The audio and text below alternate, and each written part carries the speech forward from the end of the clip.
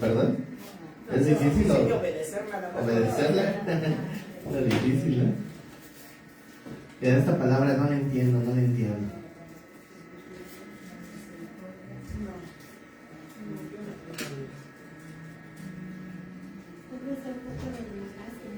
¿La gracia? ¿También es difícil entenderlo?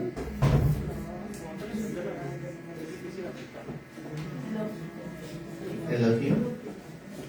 Bueno, podemos encontrar varias palabras que tal vez nos va costando trabajo entender.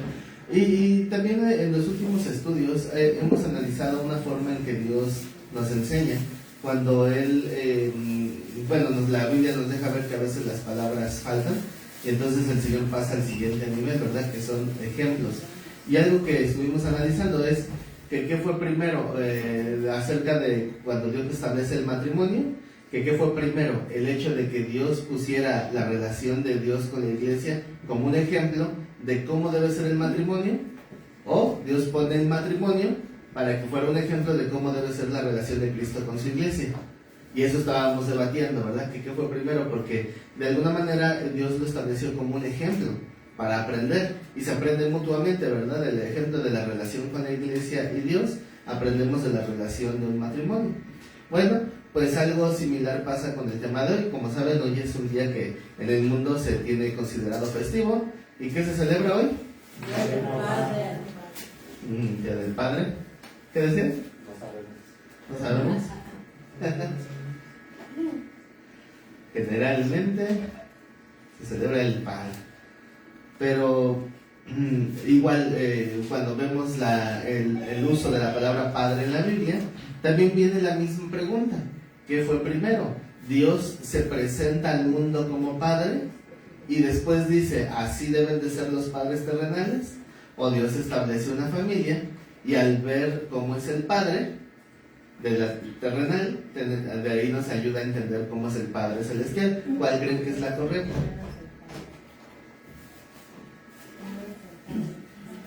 Primero es ¿cuál Padre? El espiritual. Y de ahí tenemos el ejemplo de cómo debe ser el Padre terrenal, ¿verdad? Entonces, efectivamente, cuando una persona, un varón, quiere aprender a ser padre, lo que tiene que hacer es observar en la Escritura cómo es la conducta de Dios con relación a nosotros, y así aprendemos cómo ser un padre, ¿verdad? Luego decimos, hay gente que dice, es que no hay un manual para ser padres. Claro que lo hay, pero no lo leen, ¿verdad? Que es la Biblia. Entonces vamos a analizar lo que significa ser padre. No vamos a ver la definición solamente, porque la definición cualquiera busca ahí en San Google, le pregunta y te da la respuesta, ¿no? Buscamos cualquier diccionario y ahí hay una respuesta de qué significa la palabra. Pero no quiero que nos limitemos a un significado, sino lo que representa tener ese título que Dios nos permite a algunos, ¿verdad? ¿Qué es decir?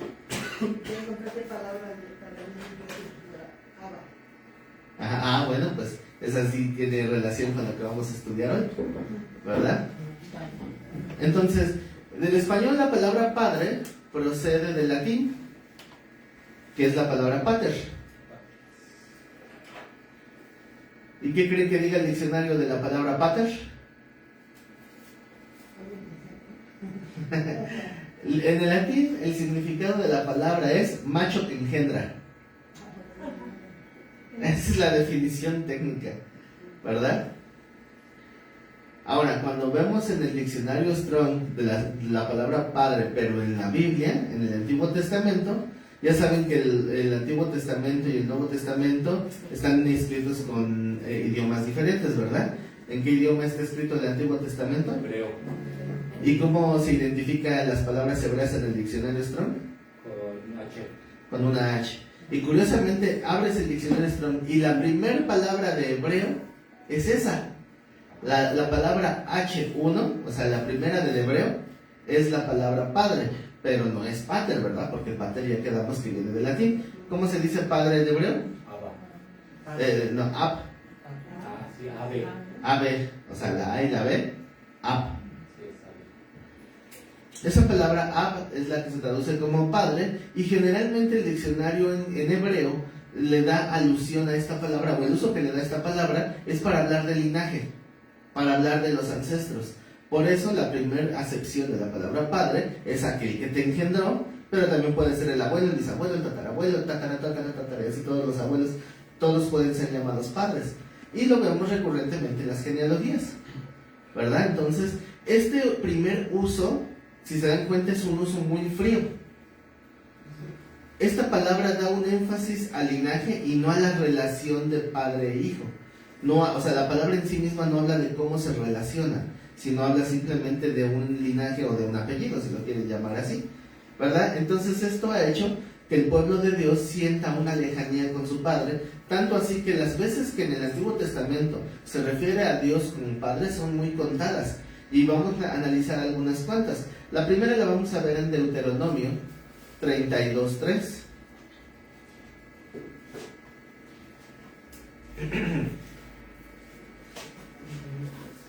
Deuteronomio 32:3. Esto es parte de un canto. ¿Ya lo encontraron? Dice el texto: porque el nombre de Jehová proclamaré, engrandecer a nuestro Dios. Él es la roca cuya obra es perfecta, porque todos sus caminos son rectitud. Dios de verdad y sin ninguna iniquidad en él. Es justo y recto. Fíjense, todo lo que he hablado del versículo 3 y 4 está exaltando a Dios, ¿verdad? Pero aquí en el 5 empieza a hablar dónde está entonces el error, dónde está la falla. La corrupción, ¿qué? No es suya. Entonces, ¿quién es? De sus hijos es la mancha. O sea, son unos hijos manchados. ¿Quiénes son los hijos manchados? Yo. Porque aquí cuando habla de sus hijos, ¿a quién se estará refiriendo? ¿Cuál es el Deuteronomio 32:3. ¿Dónde estabas? Los tres. No, 32. Se refiere a Israel, pastor. Ay, sí, ¿verdad? A Israel nada más, ¿verdad? Bueno, es a todos los que puedan identificarse como hijos de Dios. ¿Se identifican como hijos de Dios? Somos adoptados. Sí. Pues sí, adoptados pero hijos, ¿verdad? Gracias a Dios que nos adoptó. Entonces, cuando vemos un problema en la familia de Dios, el problema no es del padre, ¿verdad? Ahora, es cierto que los padres terrenales influyen grandemente en las decisiones de los hijos. O sea, puede haber una influencia que puede, según algunos estadistas, dicen que la influencia en la vida de un hijo, del padre, puede ser de un 70 a un 80% de las decisiones que toma en su vida. Entonces sí hay una gran influencia, pero eso no quiere decir que el hijo, que todos los hijos vayan a seguir el camino de sus padres. Porque hay padres que tienen decisiones terribles y los hijos no, los hijos corrigen su camino. Pero también está la contraparte, donde el padre puede dar un buen ejemplo, una buena enseñanza, y los hijos nomás no dan una, ¿verdad? Entonces no es determinante. Los hijos pueden seguir un camino totalmente diferente. Y para muestra, ¿qué texto más claro que este, no? Ahí está hablando de la perfección y plenitud del Padre, y está diciendo que los manchados son los hijos, ¿verdad? Dice, la corrupción no es de Dios. ¿De quién es? De sus hijos es la mancha. ¿Generación qué? Torcida y perversa. Torcida y perversa. Ahora fíjense la pregunta retórica del versículo 6. ¿Así pagáis a Jehová, pueblo loco e ignorante? Entonces me llamó la atención que el traductor pusiera pueblo loco. Como que no es una expresión que venga como una exhortación. Así que busqué en el diccionario Strong cuál es la palabra loco, ya que no adivinan qué palabra es, una palabra que ya hemos estudiado. Naval. ¿Se acuerdan de qué significa naval? Doctor. Sí, es una palabra bien fuerte. Ajá, la palabra original es naval y nos recuerda a cierto personaje, ¿verdad? Que se llamaba así. ¿Se acuerdan quién era la esposa de Nabal? Sí, Abigail. Abigail. ¿Y qué hizo, qué justificación quiso presentar Abigail delante del rey David? Le hace honor a su nombre. Le dice, dale chance a mi esposo. Se llama Nabal, imagínate. Le hace honor a su nombre. ¿Cómo le pudieron poner ese nombre, verdad? Algo salió. Pues algo, ¿verdad? Algo ya el destino lo estaba marcando. También la palabra más común para traducir naval es insensato, que se oye un poquito menos agresivo. Pero creo que queda muy claro el significado, ¿verdad? Pero el traductor decidió que aquí ponerle al versículo 6 es: así pagáis a Jehová, pueblo loco. Pero si lo cambiamos por la palabra del estupor, híjole, suena mucho más fuerte, ¿verdad? Así pagas a Dios, pueblo. Ay, e ignorante. La palabra ignorante está compuesta de dos palabras. Es una palabra, se me hizo interesante, porque la primera palabra que conforma esta palabra que se tradujo como ignorante es la palabra hakam. Empieza con K de kilo y luego J. Hakam, que significa sabio. Entonces, sabio, ¿sí? Sí, es raro, ¿no? Entonces, dice, a ver, lo traducen como ignorante y usan la palabra sabio. Lo que pasa es que la siguiente palabra es la palabra lo. Así como L-O, así suena la palabra lo. ¿Y esa palabra qué creen que significa? Sí. Algo así, significa nada. No. O sea, sin sabio. Sabio, cero. Sin sabio. Ajá. Por eso se traduce como ignorante. O sea, si le pagas a Jehová, pueblo tonto y de sabio, cero. Cero sabiduría. Híjole, está difícil, ¿no? Está feo. Dice, ¿no es Él tu Padre que te creó? Él te hizo y te estableció.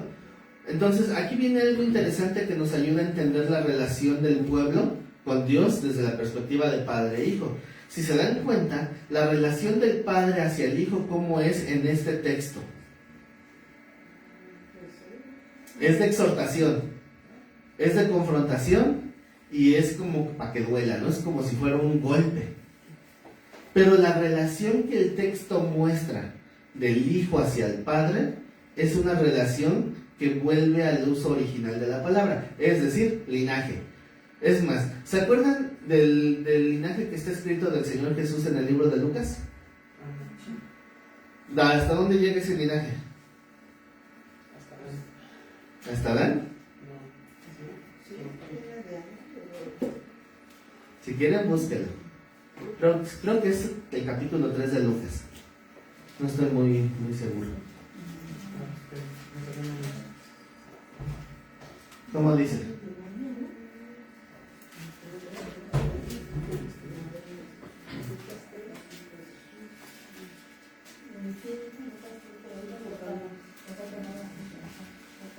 Lucas 3:23. Ajá. Ahora sí, ahí chequen hasta dónde llega el linaje.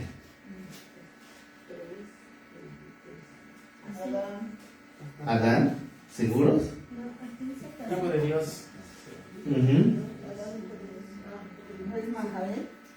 No. Hasta ser. Así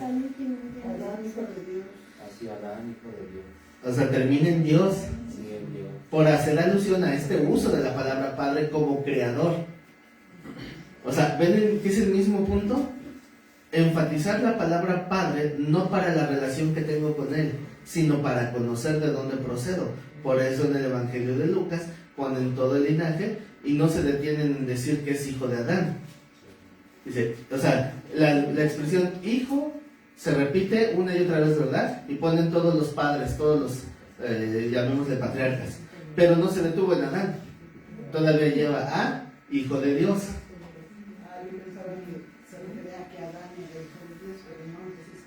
Ambos. ¿Por qué? Porque habla del linaje. Porque Adán procede de Dios. Uh-huh. Sí. Así es. Haciendo alusión a que Cristo es el segundo Adán también, ¿verdad? Porque ambos proceden de Dios directamente.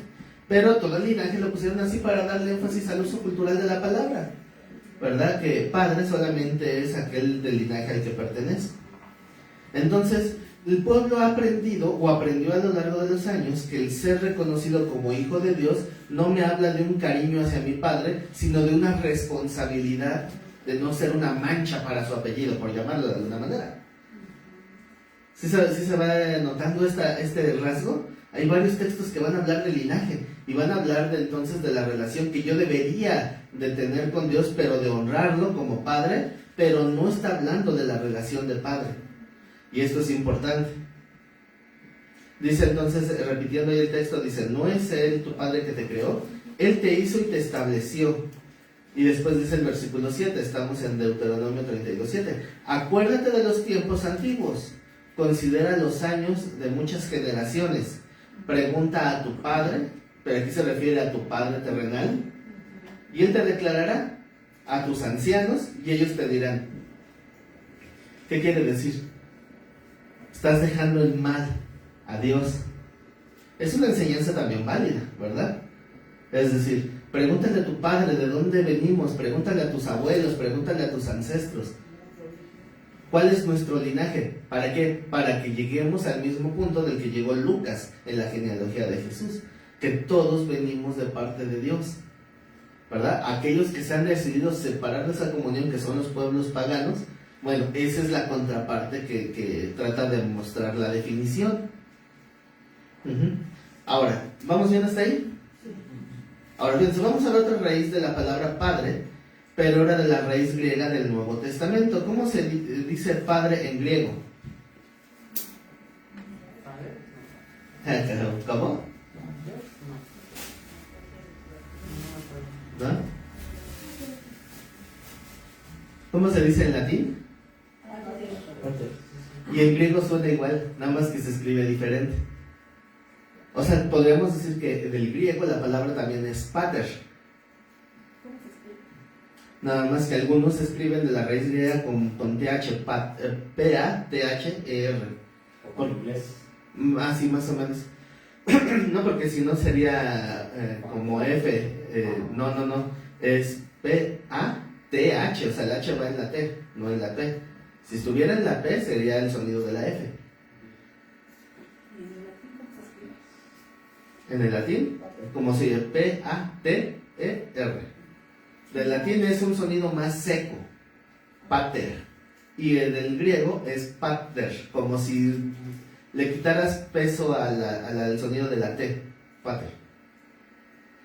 Y en su etimología de la raíz griega, la palabra pater tiene 3 acepciones o 3 características que a mí se me hacen un poquito más interesantes. La primera acepción es la palabra nutridor.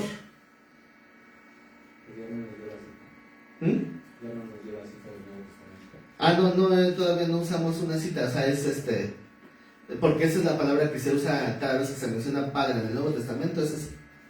Bueno, hay otras palabras griegas también que tienen que ver con padre de familia o que tienen que ver con el jefe de casa, pero son otras palabras, pero la palabra padre como tal es esa. La siguiente acepción de esa palabra es protector.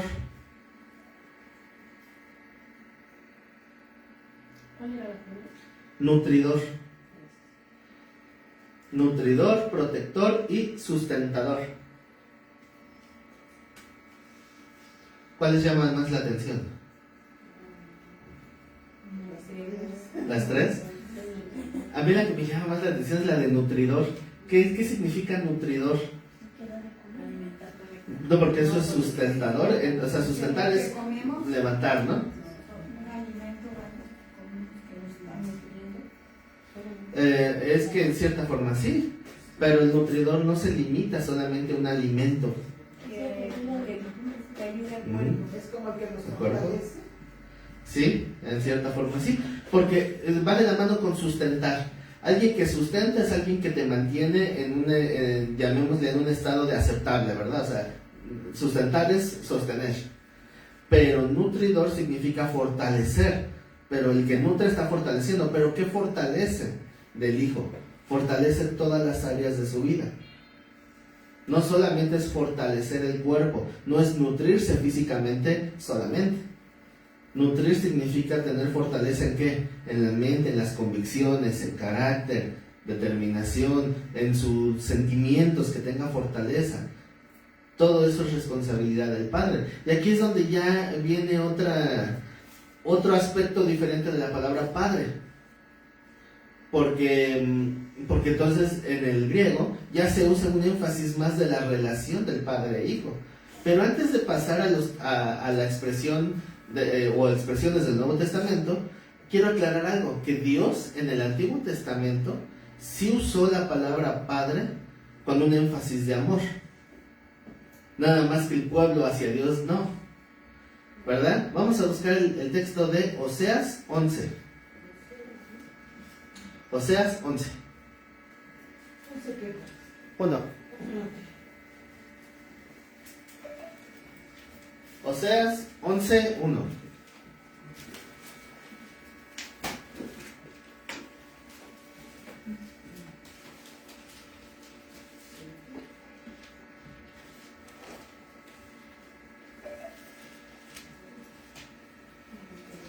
¿Ya encontraron Oseas? Si llegan a Mateo ya se pasaron.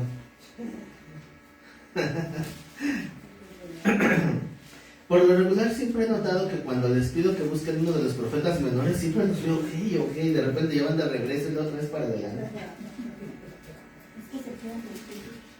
Sí, ¿verdad? Porque lo menosprecian por ser menor. ¿Qué dice Oseas 11:1? Cuando Israel era muchacho, yo lo amé, y de Egipto llamé a él. ¿Se acuerdan que también es una alusión a Cristo? Cuando tiene que huir a Egipto por lo de la matanza. Qué curioso, ¿verdad? La primera matanza de niños fue en Egipto. Y después Cristo huye a Egipto por la matanza también de niños. Entonces, cuando Dios llama a su hijo de Egipto, también es una alusión a ese texto, ¿verdad?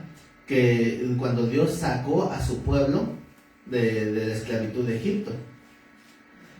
Entonces, ¿qué se refiere cuando Israel era muchacho? No se refiere a la persona de Israel, ¿verdad? ¿O sí? Entonces, ¿a qué Israel se refiere? Cuando era pequeño.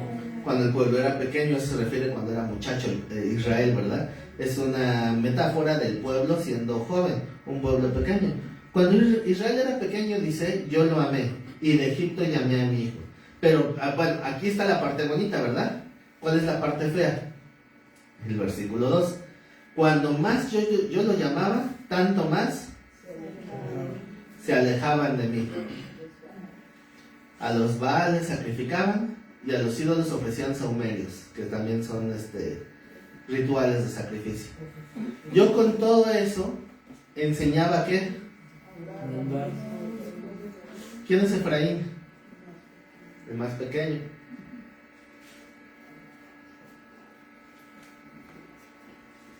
Y se entiende que de las 12 tribus, ¿verdad?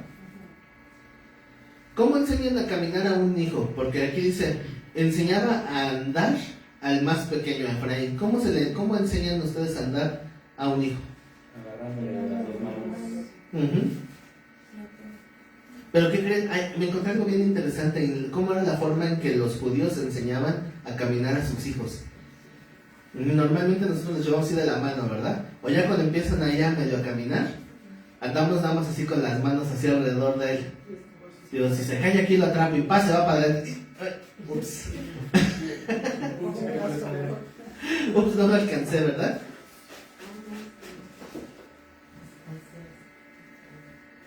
Entonces, la forma que hacían los judíos para enseñar a caminar era que usaban unas cuerdas. Agarraban dos cuerdas, las detenían, una cuerda en cada mano, y el niño agarraba la cuerda pero la parte de abajo. ¿Para qué creen que hacían eso? ¿Eh? Como que para tenerla puedes, sin verlo. ¿Para qué? Para que la capacidad de caminar venga de una confianza de ambos. Para que dependa del sostenimiento del mismo niño. O sea, el niño sabe que dice, mi papá no va a soltar la cuerda, pero si yo suelto la cuerda me doy en la torre. Mientras yo no me suelte, el padre no me suelta. Entonces iban caminando así con las cuerdas y se agarraban de la cuerda y ya no se caían. ¿Alguna vez han intentado subir una cuerda? Sí. Bueno, pues gracias a Dios no es lo mismo subir que sostenerse, ¿verdad? Porque subir pues obviamente conlleva cargar tu peso. Pero si pasa eso, el que carga el peso no es el hijo, es el papá. Y el papá puede sostener el peso de su hijo. Entonces, cuando el hijo resbala, mientras el hijo se detenga a sí mismo, el padre no lo suelta. Pero si el hijo se suelta, porque el padre no va a soltar la cuerda, pero no lo va a detener del brazo. ¿Por qué? Porque tiene que aprender a que es su responsabilidad sostenerse, que es el que tiene que mantenerse tomado. ¿Para qué? Para que aprenda a andar solo, para que sepa que está en él la capacidad de seguir adelante y no en los brazos de mi papá que me está deteniendo. Entendiendo este concepto, entendemos más lo que dice ella a continuación. Dice: yo con todo eso enseñaba a andar al mismo Efraín, tomándole de los brazos, y no conoció que yo le cuidaba. ¿Qué significa no conoció que yo le cuidaba? Y no se dio cuenta que yo estaba ahí sosteniéndolo, ¿verdad? Porque a veces así pasa. ¿Se acuerdan? Me recuerda un poquito esa historia de las pisadas en la arena. ¿Se acuerdan de esa historia? De todos modos la voy a contar. Que un hombre hablando con el Señor le dice: ¿qué quisieras de qué forma tratara contigo? Y le dice aquel hombre: Señor, yo lo único que necesito es que tú siempre me acompañes en mi andar, que siempre que yo vaya caminando por esta playa, tú siempre vayas conmigo. Entonces le decía el Señor: yo siempre voy a estar caminando contigo. Entonces, cuando iba caminando por la playa, volteaba y veía en la arena 2 pares de pisadas. Entonces decía: ahí va el Señor conmigo. Y cuando venían las pruebas, las dificultades y le estaba yendo bien mal, volteaba y había solo un par de pisadas. Ya no había 2 pares, solo un par de pisadas. Y dice: ay, el Señor se fue. Y acababa el problema y otra vez había 2 pares de pisadas. Y cuando venía otro problema, volvía a voltear y solo había un par de pisadas. Y así cada vez se repetía, ¿no? Hasta que un día se desespera y dice: Señor, tú prometiste que en las pruebas ibas a caminar conmigo, y siempre que volteo en una prueba, siempre hay un par de pisadas nada más. Entonces el Señor le dice: tonto, ¿no te das cuenta que veías un par de pisadas porque es cuando yo te iba sosteniendo, yo te iba cargando para que pudieras avanzar? Por eso veías un par de pisadas. Y a veces que nos sentimos que podemos superar porque somos bien hábiles o bien fuertes, o es porque no te diste cuenta que el Señor te sustentaba. ¿Qué significaba pater? Sustentador, el que te sostiene para que no te caigas. Y así le está hablando al pueblo en el libro de Oseas. Yo, desde que mi muchacho Israel era joven, yo estaba ahí, el más pequeñito, Efraín, yo lo sostuve y no se dio cuenta que era yo el que lo estaba sosteniendo. No se dio cuenta, dice, vuelvo a repetir desde el 3. Yo con todo eso enseñaba a andar al mismo Efraín, tomándole de los brazos, y no conoció que yo le cuidaba. Con cuerdas humanas los traje. Cuerdas humanas se refiere a las cuerdas que ya les expliqué. Con cuerdas de amor. Y fui para ellos como los que alzan el yugo de sobre su cerviz, y puse delante de ellos la comida. ¿Y qué hizo el pueblo? La regó. La negó y la regó. Entonces, vemos que la relación de Dios con el pueblo no se quería limitar a hablar solamente de una procedencia. Dios sí quería enseñarles que la relación que quería con ellos era de amor. Pero cada vez que vemos un trato de Dios como Padre, siempre vemos a unos hijos ingratos. Como que pareciera que es la norma, ¿verdad? Ahora vamos a Malaquías 2:10. Dije 2, no 3. Van a decir que ya vamos a empezar a amenazar.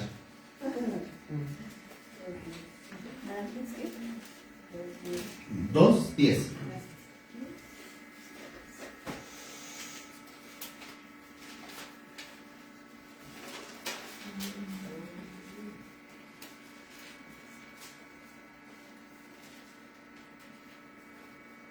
¿Ya está? ¿Qué dice? ¿No tenemos todos un mismo Padre? ¿No nos ha creado un mismo Dios? ¿Por qué pues nos portamos desleales el uno contra el otro, profanando el pacto de nuestros padres. Ahora fíjense, aquí pareciera que no dice mucho, pero dice mucho. Parece que no, pero sí. ¿Por qué? Porque dice, no tenemos todos un mismo Padre, y después lo comparamos con la siguiente pregunta. ¿No nos ha creado un mismo Dios? Entonces ahí están reconociendo a Dios como ese Padre, pero desde la perspectiva otra vez de Creador. Cuando habla de que por qué nos portamos deslealmente el uno contra el otro, se está refiriendo a los pleitos del pueblo, profanando el pacto de nuestros padres. El pacto de los padres se refiere a los ancestros, y el pacto ¿con quién? Con Dios. Entonces, este pequeño texto nos muestra la relación que los israelitas veían con Dios como Padre. Veían a Dios sí como Padre, pero en una relación entre Creador y creación. Y entonces veían a Dios con un respeto y temor, pero seguía siendo una relación fría, una relación lejana. ¿Cuál fue la solución de Dios para cambiar eso?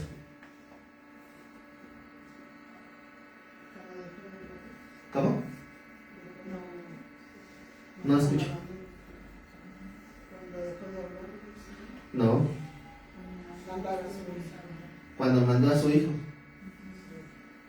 La principal enseñanza de Cristo, que fue más sutil pero más constante, fue el enseñarles.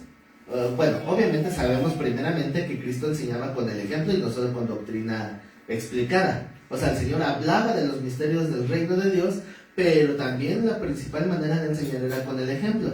Y el primer ejemplo que Él dio fue el de cómo trataba Él como hijo a su Padre. ¿Sí se dan cuenta que siempre se refirió a Dios como su Padre? Pero entonces decimos, bueno, porque es el unigénito. Pues sí, pero también era porque nos estaba enseñando cómo nosotros deberíamos de acercarnos, ¿verdad? Como Padre. Ahora fíjense, vamos a leer Lucas 11:1.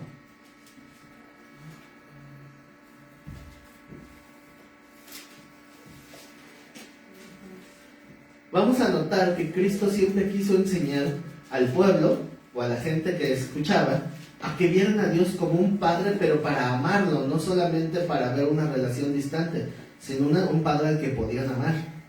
Pero la gente pues parece que no entendía. ¿Ya están en Lucas 11?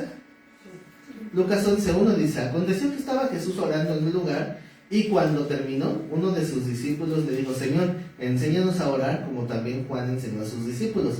Lo primero que me llama la atención es que sí sabían que el pueblo de Israel siempre ha sido un pueblo de oración, ¿verdad? ¿Será que ellos no habían sido enseñados a orar? Yo todavía me puedo explicar un poquito más que a la iglesia de hoy se le tenga que enseñar a orar, porque venimos de una tradición de rezos. La gran mayoría venimos de una enseñanza de repetir oraciones prefabricadas.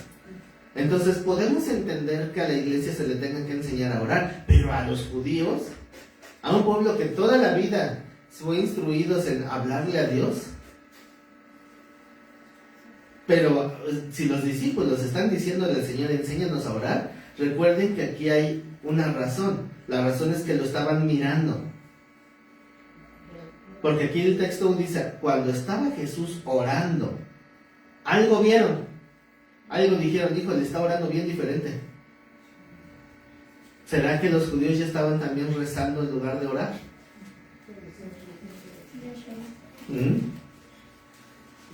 Recitando los verajás, que sería el equivalente a las bendiciones establecidas.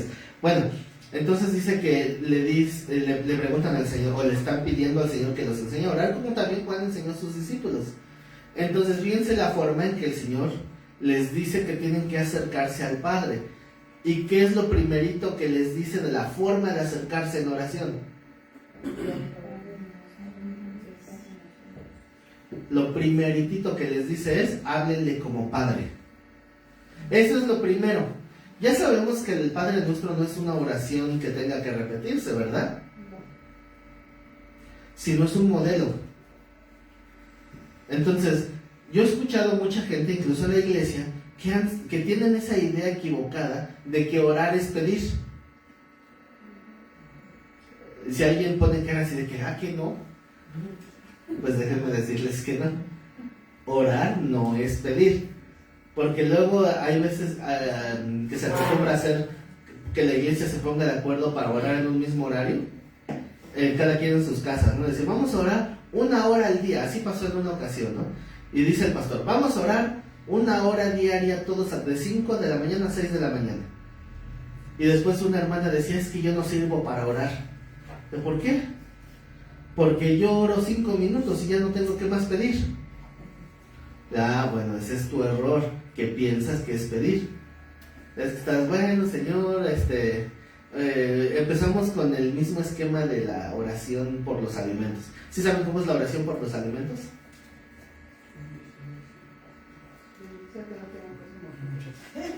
Que como una cosa mortífera y no me dañará. ¿A dónde anda comiendo? Depende quién guise. Depende quién guise. Depende quién guise, es la oración, ¿verdad? Generalmente la oración por los alimentos es, damos gracias, bendice las manos que lo prepararon y lleva un pan a quien no lo tenga. Casi son los elementos que se repiten en la oración por los alimentos. Y se están volviendo un rezo, ¿verdad? Así se empiezan a tomar moldes. Y empiezan a repetir luego las mismas oraciones. Entonces aquella jovencita decía, pues así con los moldes preestablecidos, pues Señor, te doy gracias por mi vida, te doy gracias por la vida de mis padres, por la vida de mi pareja, por la vida de mis hijos, te doy gracias porque me has bendecido. Ok, ya di gracias. Paso número 2, pedir. Señor, te pido por mi salud, por mi economía, por la de mi familia, te pido por ¿qué más? Señor, pues ya me hacía falta un celular nuevo, ya salió la pantalla más grande, entonces necesito otra pantalla. No te olvides del nuevo auto.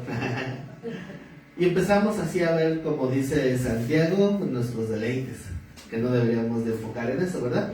Pero dice, bueno, pues ya acabé. Apenas van 5 minutos. Señor, como esas conversaciones incómodas cuando estás con alguien que no sabes qué decir, ¿no?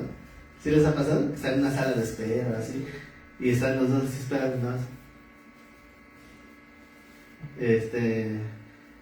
Está bonito el día, ¿eh? Sí. Qué calor, ¿no?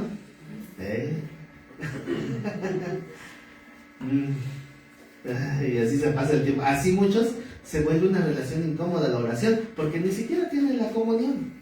No están acostumbrados a estar platicando con Dios. Ah, pero si llega tu mejor amigo en el mundo, hola, ¿cómo estás? No, pues fíjate que estoy haciendo esto y tengo estos planes. No la vas a regar, hazle así. Es que quería hacer esto, es que ya intenté así. No, y fíjate que esto pasó así. Ahí están. Y se les va el tiempo. Han tenido esas reuniones con amigos que no se han visto en mucho tiempo y después dicen, híjole, yo venía a cenar y es la 1 de la mañana. Ah, y ahí sí se les va el tiempo, ¿verdad? ¿Por qué con Dios no? Porque tienen que ver a Dios de esa manera, una relación cercana. Tenían que verlo con la confianza de poderle platicar todo y no nada más de pedir. A ver, ¿a qué padre le gusta que llegue su hijo nada más así? De repente ves que tu hijo se acerca y dice, hola hijo, ¿cómo estás? Papá, necesito. Papá, mira, me pidieron esto en la escuela, que tienes que llevar que la cartulina, que el plumón, que el compás, la regla. Ah, sí, toma. Y se da vuelta y se va. Uy, yo que quería preguntarle cómo le había ido. Y al poco rato regresa, papá, sí hijo, dime. Ya me pidieron también que tengo que llevar un diccionario, tengo que llevar este libro, que tengo que... Oh. Y así, ¿no? Nada más, papá. ¿Y dónde está esa relación? Entonces, el padre se tendría que acercar con ese mismo anhelo que un buen amigo. Y decirle al Padre Eterno, sí, darle gracias por todo. Después, le puedes pedir lo que es necesidad, ¿verdad? Y tal vez cuando empiezas a pensar en la necesidad de otros fuera de tu propia casa, te das cuenta que de entrada de ahí ya hay mucho tiempo se ocupa mucho tiempo, ¿verdad? Porque imagínense, de repente Pues yo cuando estoy orando en la noche, pues yo por lo regular me quedo dormido orando. Porque nada más empiezo a pensar en la iglesia y digo, hijo, hay un montón de necesidad. Y entonces, a ver, el hermano fulano, la hermana fulana, y es que la familia tal, y es que, Señor, redarbúyele, Señor. Y cuando ves la necesidad que hay fuera de lo que tienes nada más así cerquita, entonces empiezas a ver más necesidad, y ahí obviamente se ocupa más tiempo. Pero tampoco es limitarse a eso. Es que tú puedas ver a Dios y platicarle tus planes y proyectos. Decir, Señor, ¿quiere poner mi puesto de garnachas? Por favor, bendícelo. No, es que le platiques. Mira, Señor, es que yo tenía pensado este negocio, pero no sé si qué vender. Yo pensaba en vender nada más puras gorditas y quesadillas. Pero fulanito me dijo que también se venden bien los tacos. Entonces, pues es que yo creo que no me salen muy bien. Señor, tú dame una confirmación si esto es correcto, ¿no? Porque pues es que a mí me gusta cómo me quedan y y así platicando. Y cuando menos te lo esperes, Dios te va a empezar a mandar esas respuestas. Porque cuando tú hablas con Dios, Dios también te va a hablar. Y entonces cuando va a llegar alguien te va a decir, oye, tus tacos te quedan bien sabrosos, ¿por qué no pones un puesto? Ah, ya Dios me está mandando respuesta, ¿no? Bueno, no sé, es un ejemplo. Por cierto, no voy a poner puesto de tacos, pero sí me quedan bien ricos. ¿Dónde los voy a invitar? Van a ver. ¿Van a hacer tacos al pastor? No, mejor de. No, tampoco. Bueno, si le quieren invitar tacos al pastor, está bien, ¿no? Pero tacos de pastor tampoco. No, tampoco, no. No, de veras que dan miedo. ¿Cómo? ¿De qué le gustan más? Si no eres el caníbal. ¿Qué? ¿De qué carne o de cecina? Así, asesina tiene que ser. Hasta aparte de eso. Yo sé que le gustan al pastor. ¿Eh? Yo sé que le gusta al pastor. No, ya lo conozco, seguramente va a decir que de moronga o algo así. ¿De qué? Tacos de sardina. Sabía que iba a decir algo así. No, eso es del diablo. La asesina está bendecida por Dios. No porque es asesina. ¿Eh? No porque es asesina. Por eso hay que acabar con ella. Igual no dice la Biblia que el puerco es pecado, hay que acabárselo. Bueno, mejor dejemos de divagar y regresemos a la Biblia. Eso que ya está dando hambre, ¿verdad? Entonces dice el texto que cuando oremos, dice cuando oréis, decir, Padre nuestro que estás en los cielos. O sea, lo primeritito que nos está hablando es reconocer la relación con quien estamos hablando, que es nuestro Padre. Y también énfasis en la palabra nuestro, porque ellos estaban acostumbrados a oír como mi Padre, ¿no? Que Jesús hablara a su Padre. Y decía, Padre del Señor Jesús. No, es nuestro. Ajá. Sí, yo soy el unigénito, pero a ti te adoptaron. Pero te adoptó. ¿Sí sabían que cuando un judío adoptaba no hacía ninguna distinción? Un hijo adoptado lo trataba exactamente igual que si fuera de sangre. No hacía ninguna distinción. Y si no tenían otros hijos y solamente tenían al adoptado, se le heredaba igual. Y se le tenía que considerar como si fuera de sangre. Porque para un judío lo más importante no está en el lazo sanguíneo en ese sentido de familia, sino lo más importante está en el patriarcado. Lo que importa es que el padre con su autoridad te adopta y con eso basta. Y la obediencia. Claro. Sí, pero me refiero cuando adoptan a un jovencito, a un niño. Todavía no le han dado la oportunidad de obedecer o desobedecer, pero él ya lo está tratando igual. Entonces el Señor les dice, no vean a Dios como mi Padre, véanlo como nuestro Padre. Ahí es donde comienza el cómo debemos orar. Padre nuestro que estás en los cielos. Y después cuando dice santificado sea tu nombre, se está refiriendo a que nuestra confianza esté en Él por encima de cualquier confianza en otras cosas o personas, ¿verdad? Entonces la confianza en Dios tiene que estar aparte. Eso es santificar su nombre. Entonces después, ya que sabemos con quién estamos hablando, qué curioso, ¿no? ¿Será que alguna vez han orado sin saber a quién le estaban orando? Se oye raro, ¿verdad? A mí sí me pasó. ¿Saben cuándo me pasó? Cuando estaba cantando esa canción de Mi Dulce Señor. Porque esa canción, si no la han oído, está bonita. La canción más o menos traducida al español dice, yo quiero conocerte, quiero realmente estar contigo, te anhelo, y cosas así, ¿no? Y empieza a cantar aleluya, y ahí estoy yo, aleluya. Pero después, en la siguiente estrofa, entonces cuando estamos, Señor, quiero conocerte, Hare Krishna, ay, perdón, ¿con quién hablo? Así como, ay, perdón, ¿a dónde llamé? Número equivocado, perdón, pasa. Y resulta que le estás hablando a otro. Porque esa canción era el Hare Krishna. Y entonces resulta que ahí está uno de menso por no poner atención donde te vienes a meter. Me acuerdo de otra novia. Cuando, en la iglesia donde estuve varios años, el pastor le preguntaron un día que qué denominación éramos y todo eso. Entonces el pastor se puso a hablar de pues de bautistas, presbiterianos, pentecostales, las iglesias más tradicionales. Y entonces dice una hermana, ay hermano, qué bueno que aclare esto, porque me dijeron que tenía que tener cuidado, que porque por aquí había unos que les decían los protestantes, y que me cuidara de eso. Y todos voltean, hermanas, somos nosotros. Y la hermana, ay, ¿dónde me vine a meter? Bueno, muchos no saben ni dónde están metidos, ¿verdad? ¿En qué creemos? Tú díame, niña. Entonces lo importante es saber precisamente con quién estás hablando. Lo primero que el Señor establece en la oración del Padre Nuestro es eso. Tienes que saber la relación que tienes con Dios y con quién estás hablando. Que tú tengas esa disposición de que el nombre de Dios lo pongas aparte de cualquier cosa de este mundo. El nombre de Dios lo santificas, primero que nada. Y después, ni siquiera he pedido nada. Y más bien, lo primero que pido es que, Señor, tú, mándame a mí. Eso es lo primero que dice el Padre Nuestro.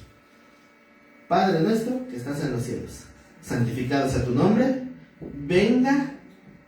¿Qué significa venga? Es una petición. El pedir que venga es una petición. Pero ¿qué estoy pidiendo? Que venga tu abundancia, que venga tu prosperidad. No, que venga tu reino.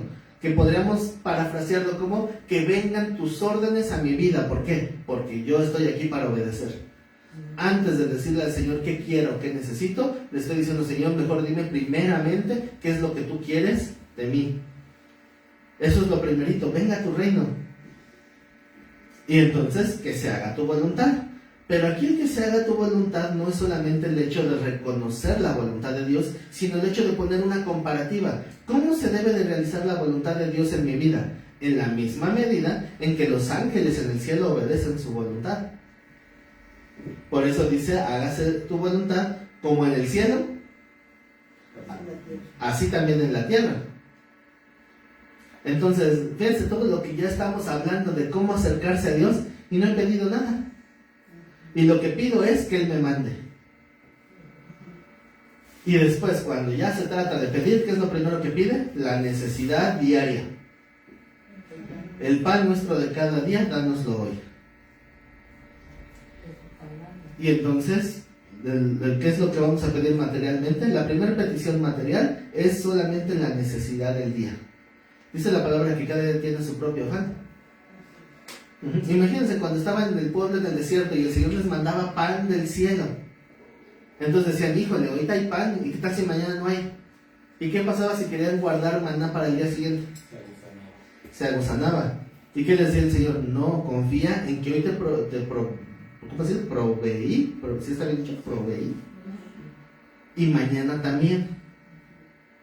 O sea, no te voy a desamparar mañana. Estás confiando en mí hoy, ¿por qué? Porque ya estás viendo caer ese pan del cielo y mañana crees que a lo mejor no va a caer. Mañana tienes que confiar en que mañana te voy a dar tu sustento de mañana. Y solamente había un chance de guardar para el día siguiente, que era los días viernes. Porque el sábado no quiero que salgas a recoger el pan. Quiero que el sábado te dediques todo el día a buscarme con todo tu corazón. Y era el único chance, ¿verdad?, que Dios les daba. Entonces es lo mismo, es el mismo principio. El pan de cada día es lo que te pedimos. Hoy te pido el pan de hoy, mañana te pido el pan de mañana. Y perdónanos nuestros pecados. Pero también aquí hay otra condición. No estamos hablando solamente de decirle, Señor, pequé, reconozco que pequé y necesito tu perdón. Hay algo más. ¿Qué es ese algo más? Porque también nosotros perdonamos. Porque ese es un principio que también el Señor aclaró mucho. Si tú no perdonas, tampoco el Señor te perdona. ¿Se acuerdan de la parábola de los dos deudores, no? El Señor te dice, ¿estás dispuesto a perdonar lo que te hicieron? Ah, entonces yo también te perdono. Pero Señor, perdóname, pero yo a aquel no lo perdono. Ah, pues yo tampoco te perdono a ti. Tú me debes más que él a ti. ¿Quién sale perdiendo? Tú. Por eso mejor perdona, para que seas perdonado. Y líbranos del mal, amén. Ahora, recuerden que esa expresión que viene después de no nos metas en tentación ha sido mal traducida.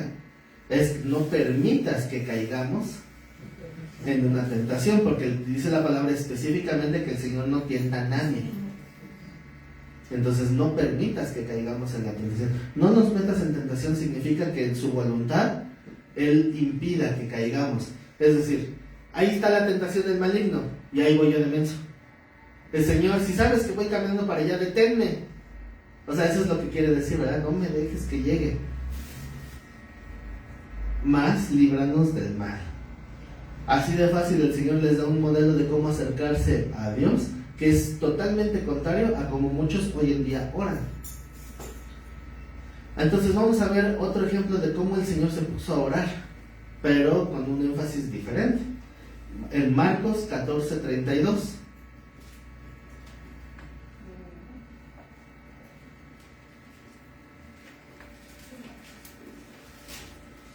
Marcos 14:32.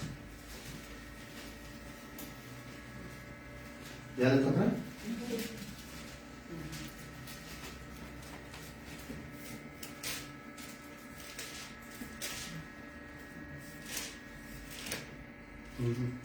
Vinieron pues a un lugar que se llamaba Getsemaní, y dijo a sus discípulos, sentaos aquí entre tanto que yo oro. Y tomó consigo a Pedro, a Jacobo y a Juan, y comenzó a entristecerse y a angustiarse. Desde aquí vemos un detalle interesante. No se llevó a todos los discípulos, les dijo, espérense aquí. ¿Cuándo comenzó a entristecerse? Cuando vio a Pedro. Se llevó a Pedro, Juan y Jacobo. Cuando estuvo aparte con ellos, no es que su presencia lo entristezca, es que con ellos, que eran sus más cercanos, tuvo esa confianza de exponer esa debilidad. ¿Saben que cuando alguien tiene responsabilidad, no tiene la libertad de exponerse? Porque si uno como pastor empieza a exponer su debilidad, muchos tropiezan. La culpa es del pastor. Según. Y por eso dicen, es que yo tropecé porque como vi que el pastor andaba flaqueando, que el pastor mostró debilidad, pues entonces, ¿qué me puedo esperar yo? Si en eso creemos. Qué manera de justificar. Sí. Entonces a veces, imagínense, si uno como pastor a veces no puede expresar su necesidad o su debilidad porque algunos tropiezan. ¿Qué es lo que hace un hermano cuando se siente débil? Puede respaldarse en la misma iglesia. O incluso llegan con el pastor y dicen, pastor, vamos a orar, o tengo esta situación, ayúdame a tener claridad. Ah, bueno, lo comentamos, hablamos lo que dice el Señor, oramos, y pueden salir fortalecidos. Sí, todos tienen esa libertad, menos el pastor. Porque el pastor igual se expresa tantito, es que hermanos, me ando sintiendo mal de mi ánimo. Ya ven, y eso que dice, que tiene la unción y que no sé qué. Híjole, de veras. Pero imagínense, el mismo Señor Jesucristo se aparta con sus amigos cercanos para poder exponer ese dolor que traía en su corazón. Ahí comenzó a entristecerse y a angustiarse. Y se los dijo directamente, abrió su corazón. Les dijo, mi alma está muy triste hasta la muerte. ¿Esa es una petición? No. ¿Cuál es la petición? Acompáñenme, quedaos aquí conmigo y velad. ¿Él a dónde dijo que iba? A orar. Y le dice a sus amigos, acompáñenme. Necesito a alguien que me esté ayudando, alguien que yo pueda ver. Y así podemos tener mucha fe en Dios. Pero a veces necesitamos que alguien a nuestro lado nos acompañe. Alguien que podamos ver y que esté con nosotros. Tal vez como los amigos de Job antes de que abrieran la bocota. Los amigos de Job abrieron la boca y la regaron. Pero antes de que abrieran la boca, ¿qué hicieron? Acompañarlo. Y lo vieron tan mal de esa enfermedad que tenía, que imagínense cómo habrá estado, en qué condición, que cuando llegaron dijeron, Job, ay, Job, ay. No te abrazo. Pues me siento contigo a llorar. Ay, Job, estás re mal, me siento re mal por ti. Pero no tenían palabras. ¿Y qué hicieron? Llorar con él. A veces es lo único que necesitamos, alguien que llore con nosotros. El Señor Jesús sabía que la voluntad del Padre se iba a cumplir, pero necesitaba que alguien estuviera con Él. Y eso es lo que pedía. Dice entonces, quedaos aquí y velad. Yéndose un poco adelante, se postró en tierra y oró que si fuera posible, que pase de él aquella hora. Pero fíjense la forma en que nos explica de cómo dijo estas palabras. En el 36, ¿qué es la primera palabra que él dijo? Bueno, hay que hacer una aclaración. Él no dijo Abba Padre. Él dijo Abba, nada más. ¿Por qué pusieron Padre? Porque el lector que no sabe el habla aramea, porque Abba en hebreo y en arameo es lo mismo, pero pues hablaban el arameo, ¿verdad? El Señor habló la palabra Abba, pero en el texto escrito puso la aclaración. Es como si hubiera puesto entre paréntesis Abba, entre paréntesis Padre, como para entender qué significa Abba.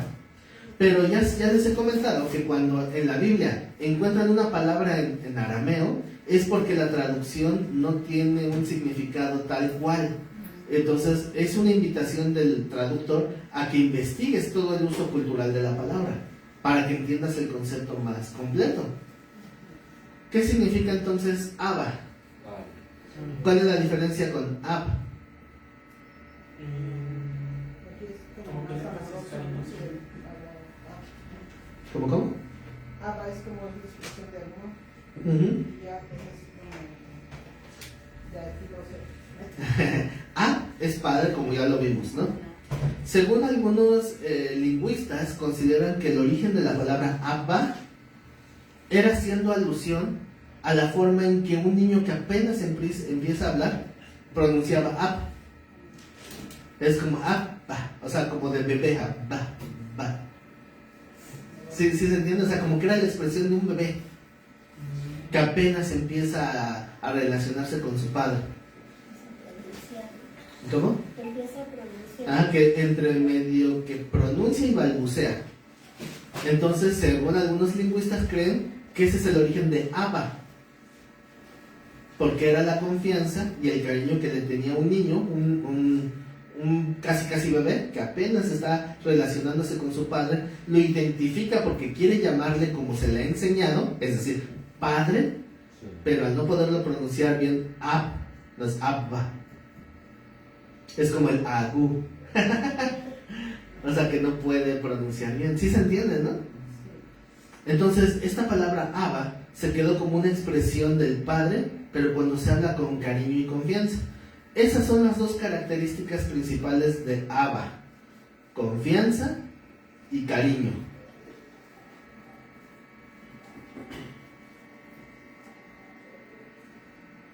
Ahora, la relación con los padres terrenales siempre es muy variada, ¿verdad? Cada quien guarda sus propios traumas. Unos pueden tener una relación mala, otros pueden tener una relación peor. Tristemente es más difícil encontrar una buena relación, o sea, una buena, lo que es buena relación entre padres e hijos. Padres, me refiero al padre varón, es más difícil. Por muchos muchos puntos que hay ahí, ¿verdad? Que los mismos traumas que traía el padre arrastrando de su propio padre y generación tras generación. O tal vez el no tener la confianza, tal vez la frialdad, tal vez que el papá a veces se va a trabajar a las 6 de la mañana y cuando se va su hijo está durmiendo. Y cuando llega de trabajar son las 10 de la noche y lo encuentra durmiendo. ¿Quieren ver a los hijos durmiendo? Vénganse a la iglesia. Aquí siempre los veo durmiendo. No todos, pero unos están luchando fervientemente. Peleando la buena batalla. Era la buena batalla. Entonces, la exhortación del padre a veces termina siendo incomprendida. ¿Por qué? Porque casi siempre cuando el papá disciplina, porque esa es una labor del padre, siempre el padre termina siendo el malo, ¿verdad? A los ojos del hijo. Y eso hace que si el padre no sabe manejar esa diferencia de opinión, lo único que genera es más lejanía. Entonces la relación se enfría todavía más, ¿verdad? ¿Cuántos habrá que puedan decir, yo tengo una relación de cariño y confianza con mi padre? Ahora, que encuentren el padre perfecto no existe, terrenalmente hablando. El único padre perfecto es el que está en los cielos, es el que nunca te va a fallar. Pero los padres terrenales, según el libro de Hebreos, dice que nos criaron como ellos creían que era la mejor manera. Y dices, la mejor manera que se le ocurrió a mi padre era con el cable. Fíjense, les platico así bien rápido. Hace unos días tuvimos la oportunidad, Nelly y yo, de ir a hablarle a los compañeros de escuela de mi hijo. O sea, nos dieron chance de predicar adentro de la escuela.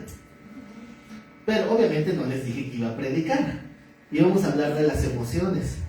Pero pues obviamente todo mi tema era bíblico. Sin mencionar versículos porque me corren.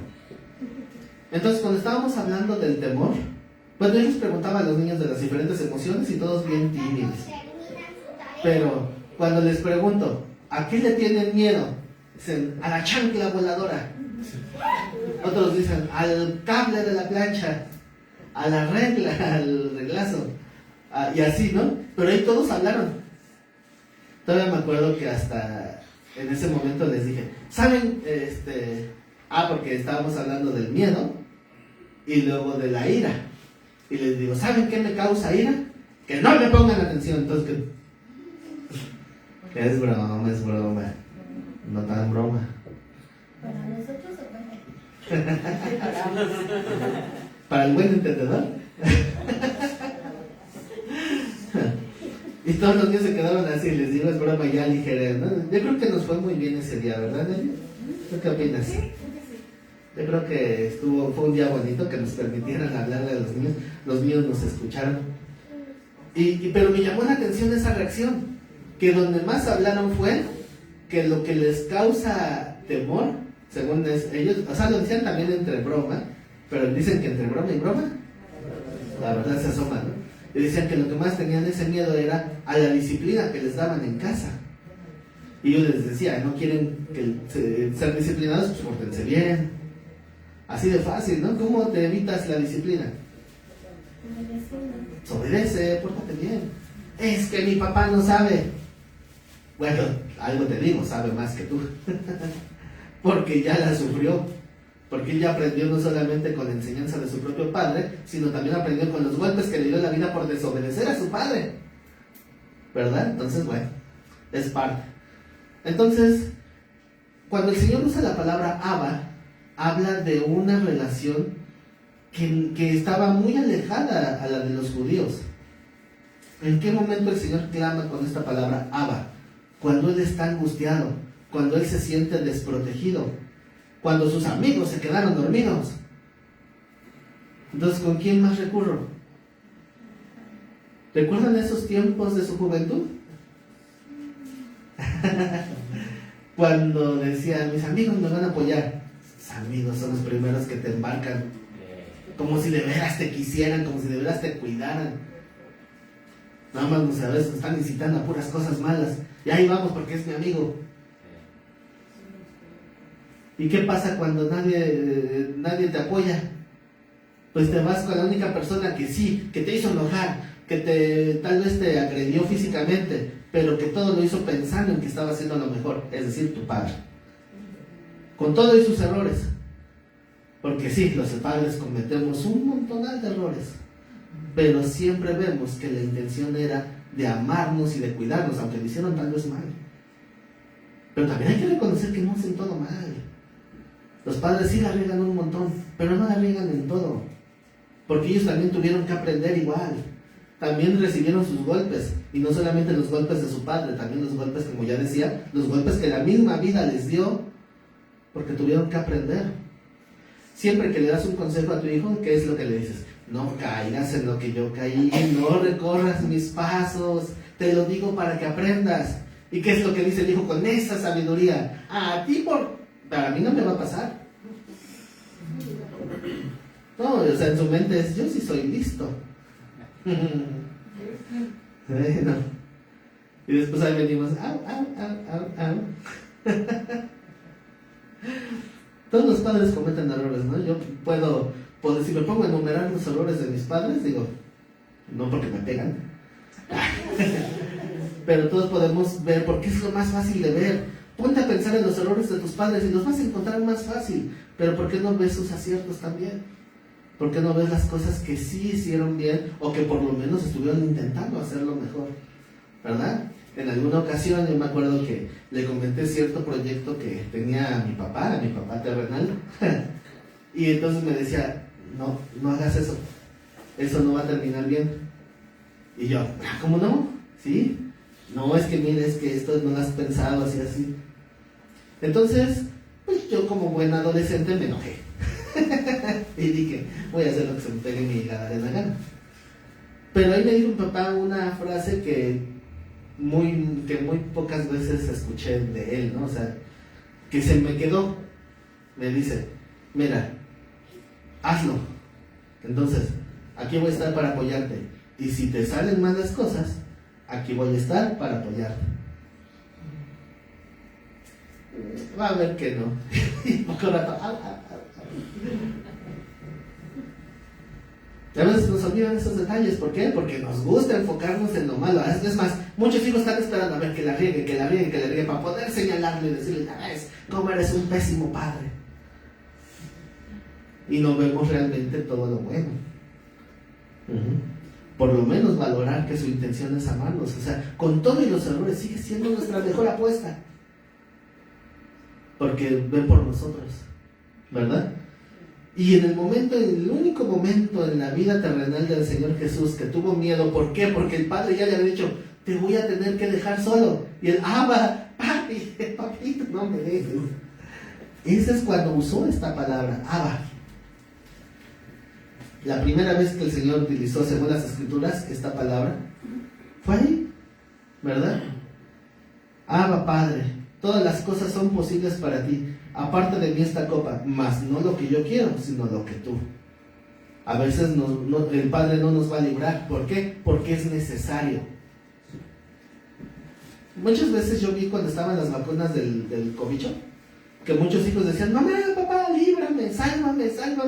No, dale, sálvame. Una vez un niño me hizo reír y llorar, porque dice, mamá, me has traicionado.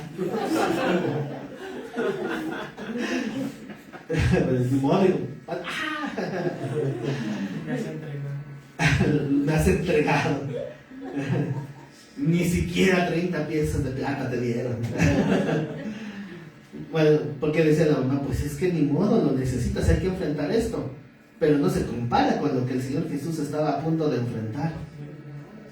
Y por eso, a pesar de que clamaba a su Padre con esa palabra, Abba, aún así estaba el Señor, Padre, si tú dices que tengo que pasarlo, pues adelante, ¿verdad? A enfrentar lo que venga. Entonces, dice, vino luego y los halló durmiendo, así, amigos. Y dijo a Pedro, Simón, ¿duermes? ¿No has podido velar ni siquiera una hora? Velad y orad para que no entréis en tentación, porque el espíritu está dispuesto, pero la carne es débil. Otra vez fue y oró diciendo las mismas palabras. Al volver, ¿qué halló con sus amigos? Otra vez, los ojos de ellos estaban cargados de sueño. y no sabían qué responderle. Vino la tercera vez y les dijo, ya duérmanse. ¿Para qué me sirven valientes enemigos? Porque ahí la única persona que no le iba a fallar, que era su padre, es el que estaba permitiendo la prueba. Y pues ni modo, hay que enfrentar la prueba. Entonces el Señor Jesús sí tenía esa relación de confianza y cariño. Pues sí, a pesar de que tenían que aceptar los juicios del Padre. Pero entonces, vamos a otro uso de esta misma palabra. Romanos 8:13.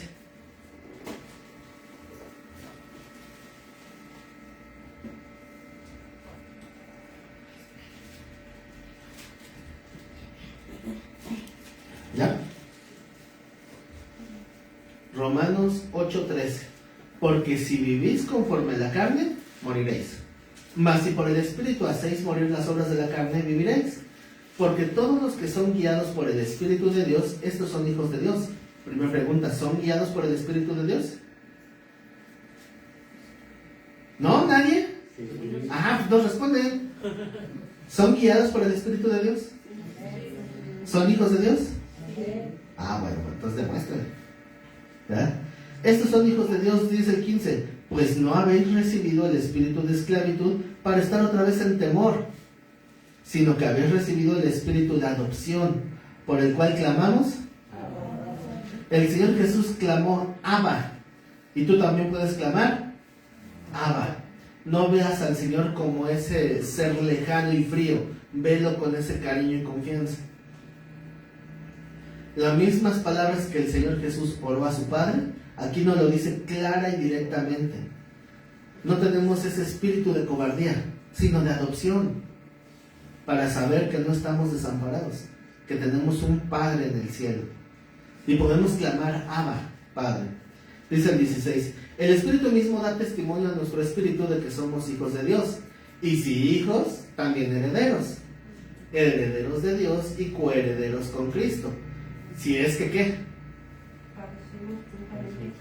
Ya no me pareció. ¿No me podría dar la herencia y ya? No, ¿por qué dice que si padecemos? ¿El padecer con Él es un requisito para ser heredero? No, el padecer con Él es una evidencia de que somos de esa familia, ¿verdad? Porque muchos apenas ven la situación difícil de la familia y ya se quieren ir. No, también es parte de sufrir las carencias de la familia, ¿verdad? También Cristo fue al matadero porque el Padre lo permitió de esa manera. Y el Señor dice, a ver mis discípulos, síganme el matadero. Caray. ¿Lo siguen el matadero? Si allá veo mi familia espiritual, si ahí va mi hermano mayor que es Jesucristo, el primogénito de entre muchos hermanos, así dice la Escritura. Ahí va mi hermano mayor, pues no va solo. Me acuerdo de yo sé que ustedes son bien espirituales, pero yo me acuerdo de un programa bien carnalote que veía que se llamaba Malcolm el del medio. En un capítulo sale como a la mamá de la familia, Lois, van a visitar a la familia del esposo y nadie la quiere. ¿Han visto ese capítulo? Ya los caché. Entonces también son paganos igual que yo. Bueno, ¿ya se arrepintieron? No, está muy buena la serie, pero bueno. Gritan mucho. Pero es que lo que causa el éxito de esa serie es que te identifiques con ciertas cosas, ¿verdad? Pero bueno, cuando va Lois a esa reunión familiar, pues todo el mundo la menosprecia, la critica y se siente en un momento donde se quiebra, ¿no? Y se da cuenta que la dejaron fuera de la foto a propósito. Y se siente tan decepcionada que ¿qué hacen los hijos? Se llenan de coraje y buscan venganza, buscan desquitarse de la familia. Y salen todos, ¿no? Y llega la esposa del mayor, de Francis, del hijo mayor. ¿Qué van a hacer? No sabemos, nunca sabemos. Me recuerda a tantos cristianos. Y salen y buscan, llamémosle vengar a su mamá, ¿no? Que cómo la trataron. También igual que otro capítulo donde se pelean con unos payasos. Y lo mismo, ¿verdad? Porque hablan mal de la mamá. Y el papá quiere defender a la mamá del payaso grosero. Y cuando empiezan a pelear, ¿qué hacen los hijos? Se meten también. Porque dicen, es mi familia, sí, puede ser la peor de la cuadra, pero es mi familia. Y si mi familia espiritual dice, vamos al matadero, pues ni modo, vamos al matadero. Porque es mi familia, ¿verdad? Porque mi padre me está dando esa encomienda. Y es salir con esa honra y decirle al padre, padre, tal vez me van a dar en la torre, pero quiero que te sientas orgulloso de mí. Vamos a predicar aunque nos maten en el camino. Esa era la perspectiva de la iglesia, porque es mi Padre eterno el que llama. Entonces yo confío en que no es un Padre frío y lejano, le puedo clamar Abba, Abba Padre, es decir, tengo cariño y confianza en que Él me va a librar y Él va a estar conmigo, porque cuando me manda al matadero, no me manda solo, porque tal vez me va a pasar lo que Efraín, no me di cuenta que Él me sustentaba. Y que si no me caí es porque Él estaba ahí guardándome. Él me puso esos lazos de amor con los que me iba a sujetar. Entonces yo me prendí fuerte de esos lazos de amor. Para que si me caigo, no va a ser su culpa, porque Él no va a soltar. Si yo me suelto, mejor no me suelto, porque si me suelto me caigo. El trato de Dios es bien sabio, ¿no? Como Él se muestra como Padre de tal medida que Él nos muestra su amor y cariño, pero nos da la oportunidad de que nosotros correspondamos a ese amor, ¿verdad? ¿En cuál texto me queda? ¿En el de Romanos 8? 8, 17. Dice, si hijos también herederos, herederos de Dios y coherederos con Cristo. Si es que padecemos juntamente con Él, para que juntamente con Él seamos glorificados. Pues tengo por cierto que las aflicciones del tiempo presente no son comparables con la gloria venidera que en nosotros ha de manifestarse. Porque el anhelo ardiente de la creación es que... ¿Cuál es la manifestación de los hijos de Dios? Cuando decimos, no, más persecución. No, no es la manifestación, ¿no? ¿Verdad? Es como se va a... O sea, manifestar es quedar expuestos ante la vista de todos. ¿Cómo va a ser expuesto el propósito final de Dios para sus hijos? Lo que somos ahorita no es el propósito final de Dios. Ahorita los hijos de Dios son menospreciados, son desacreditados, son vituperados, todo lo malo de este mundo, ¿verdad? Entonces dice Dios, ahorita estás en el proceso, pero cuando yo venga, mira, te voy a tomar de donde el mundo te ha pisado y te voy a levantar. No para que los pises, no, porque no vamos a ser igual. Pero sí te va a dar la posición que Él quiere darte. No se ha manifestado lo que han de ser los hijos de Dios. ¿Cuál es la gloria venidera? Cuando estamos en su presencia, cuando la muerte se haya convertido en vida, cuando ya no haya más debilidad ni fragilidad. Entonces... es como parte de esa mala racha en toda familia donde los hijos quieren huir del problema, quieren huir de las aflicciones.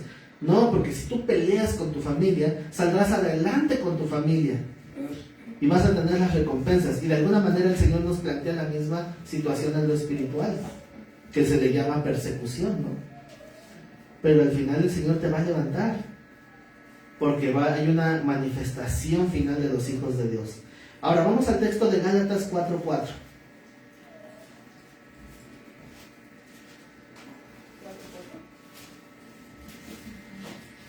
Gálatas 4:4.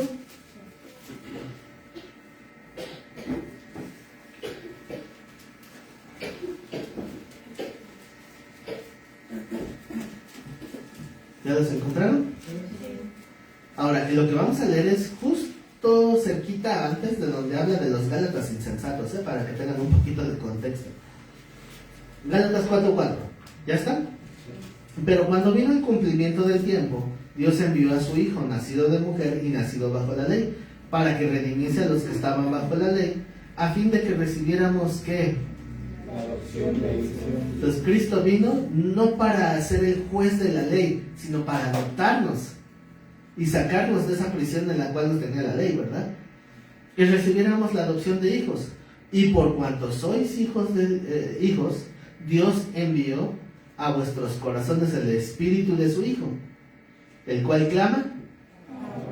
El espíritu de su Hijo se refiere a ese mismo sentir. Como Cristo podía clamar a Dios con esa cercanía, de la misma manera nos podemos acercar con ese espíritu del Hijo para clamar Abba, Padre.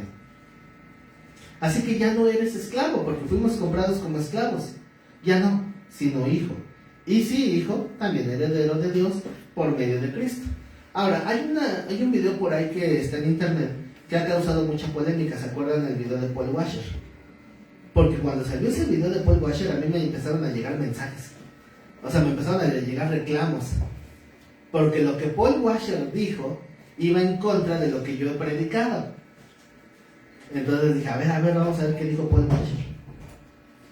Paul Washer a veces, como él no tiene la lengua nativa del español, a veces usa palabras muy fuertes, ¿no? En una ocasión dijo, esa es la mayor estupidez que he oído, dice. Ay, este hermano, ¿no? Pero bueno, entonces dije, a ver qué dijo que me están reclamando. Y estaba hablando de la palabra Abba. A veces hemos traducido o interpretado la palabra Abba como papi o papito.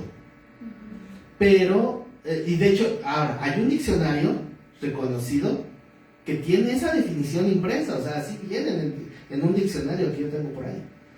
Pero decía este hermano Paul Washer, dices que cuando tú usas una palabra para disminuirla, no la puedes aplicar a Dios, como los que a Dios le dicen Diosito, se vuelve herético. Y la palabra papi es una disminución de la palabra padre. Entonces dicen, no, están mal. ¿Quién les dijo que padre, Abba, significa papito?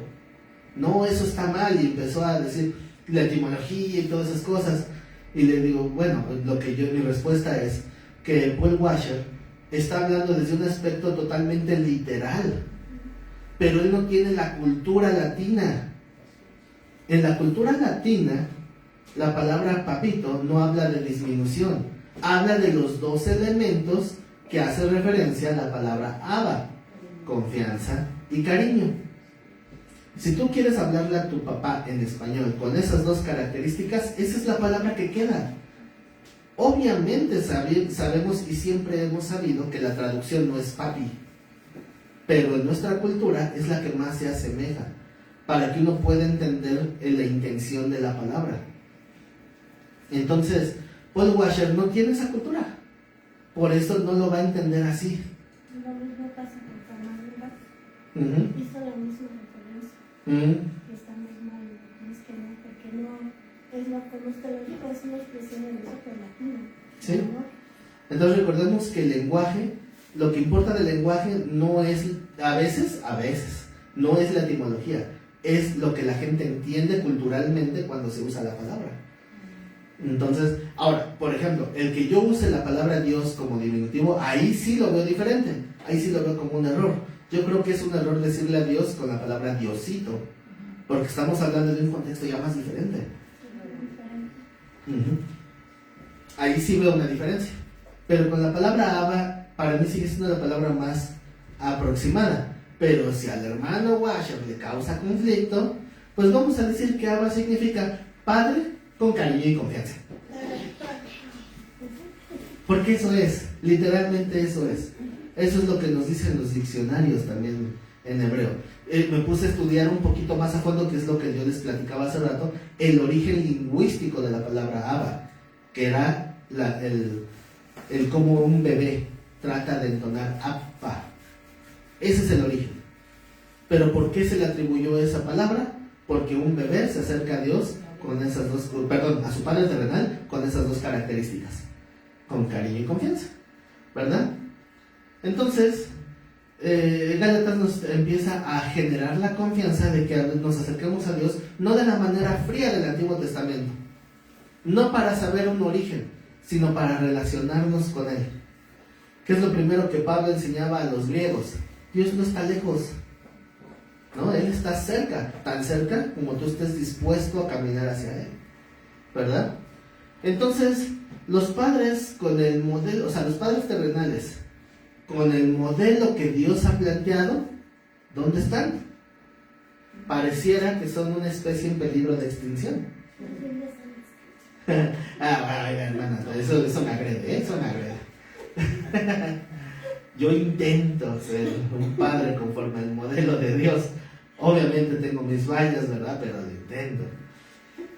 Y pues, pero es difícil, ¿por qué? Porque si alguien que lo intenta a veces no lo logra, imagínense quien ni siquiera lo intenta, o quien ni siquiera conoce el modelo que Dios estableció de paternidad. Pero sí encontramos, cuando vemos un padre que tal vez es ignorante, pero honesto, porque al final de cuentas, se puede ser ignorante y honesto. ¿Cuántos somos ignorantemente honestos? Honestamente ignorantes. Pero en el sentido de paternidad, hay varones que no saben cómo ser padres, pero realmente intentan hacerlo mejor, ¿no? Entonces resulta que los padres terrenales pues van a darnos diferentes características que sí vemos reflejadas en el Padre Eterno. Por ejemplo, el Padre Eterno obra, no está obrando en nuestro favor, pero a veces los hijos terrenales no lo valoran, ¿verdad? Como lo leíamos de Efraín, no se dio cuenta que yo lo sustentaba. Y a veces el padre terrenal trabaja y se esfuerza, pero cuando llega a su casa, trata de no mostrar el cansancio. Trata de no verse cansado. Obviamente, estoy hablando del que trata de dar una buena imagen de padre. Porque yo sé que habrá padres que digan, a mí no me importa, hijo, tráeme mis chanclas, prepárame un café y no me molestes. Papá, quiero jugar contigo, no me molestes, vengo bien cansado. Bueno, estoy hablando de alguien que intenta dar una buena imagen de padre, ¿verdad? Habrá quien trabaje y trata de no mostrar su cansancio. Habrá quien sea guía de sus hijos con el ejemplo, y a pesar de eso ser despreciado por los hijos. Habrá quien corrige y disciplina y va a ser agredido por los hijos. Habrá algún padre que esté dispuesto a dar la vida por sus hijos, que yo creo que la gran mayoría, y los hijos ni siquiera lo miran. A veces el padre es menospreciado, es criticado, y aún así el padre va a seguir avanzando, intentando cumplir con esa labor. Y haciendo este análisis me he dado cuenta que cuando Dios forma al hombre, lo que significa ser hombre, no lo que el machismo dice. ¿Cuál es el hombre macho mexicano? El que le pega a su mujer, el que puede tener varias mujeres. Vean a Pedro Infante. El que manda en la casa. Como decía un cierto personaje de Pedro Infante cuando tenía varias mujeres: ¿qué te quejas, mujer? Tú eres la catedral, esas son capillitas. ¿Verdad? Eso no es ser hombre. Ser hombre es aquel que puede cumplir con la virtud que Dios le ha dado a un varón, de proveer, de sustentar, de dar la cara por su familia. Pero en ese sentido de la función del varón, yo he llegado a la conclusión que el ser un buen padre es la graduación del varón. El ser padre es el top, el límite.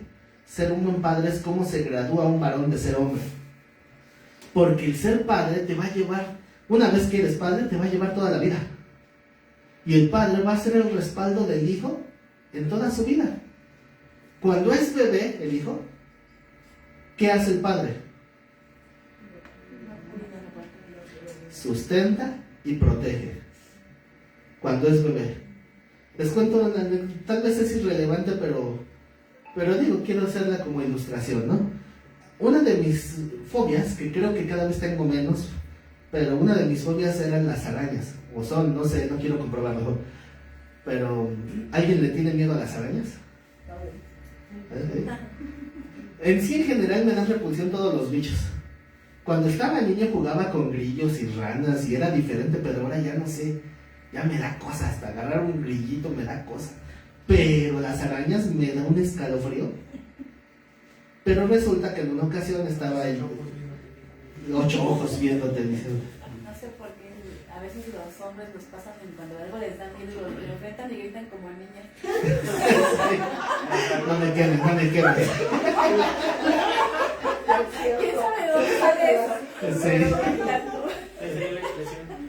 Algunos, ¿verdad? Algunos. Así, sí, gracias por la indirecta. No, tú no. ¿Han visto a Ned Flanders? Bueno, en una ocasión estaba mi bebé durmiendo en su cunita. ¿Cómo se llamaba esa cunita que calzaba? En algo así, no sé.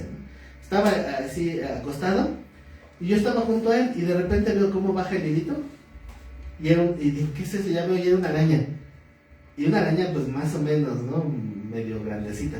Y cae en su pecho y empieza a caminar a su cara. Y el bebé dormido. Digo, ¿qué hago? Era cuestión de 2 segundos, 3 segundos para que llegara a su cara. Que la agarre y que la aplasta así. Ay, Es que no. ya no había más que hacer. Si hubiera sido cualquiera de ustedes, digo, lo grabo, pero. Digo, si Dios lo sabe. Por eso llamas comunicación. Mi obligación es compartirlo con el mundo. Igual se hace el video viral y salimos de pobres. Pero como era mi hijo, o sea, honestamente, hay cosas que no haríamos por los demás, pero por los hijos sí. Porque sopesamos, ¿verdad? O sea, la prioridad, la importancia. Y digo, yo no me sentía capaz de agarrar una araña con mis manos y deshacerla en mi mano. Lo más que he hecho es darle el escobazo, aplastarla con un cartón, no sé, otra cosa, pisarla. Pero así agarrarla con la mano, porque también era el cuidado de no pegarle al niño. No le podía yo dar el manazo. Se nos sale peor. Sí, pues sí, me rompes algo así. Entonces, esa anécdota se me quedó bien grabada, porque digo, no creí que me atreviera, pero ya no había mucho que pensar. Cuando estaba a punto de llegar a su cara del niño, y estaba esa apertura entre la cobijita y su cuello, y ahí veía como que iba para allá la araña, y dije, no, ni modo, ¿verdad? Bueno, la labor del padre con el bebé es sustentarlo y protegerlo. Digo, es un ejemplo tal vez muy simple, ¿no? Pero obviamente hay casos extremos, pero es solamente un ejemplo. Cuando el hijo es ya niño, ya no es bebé sino niño, ¿qué tiene que hacer el padre?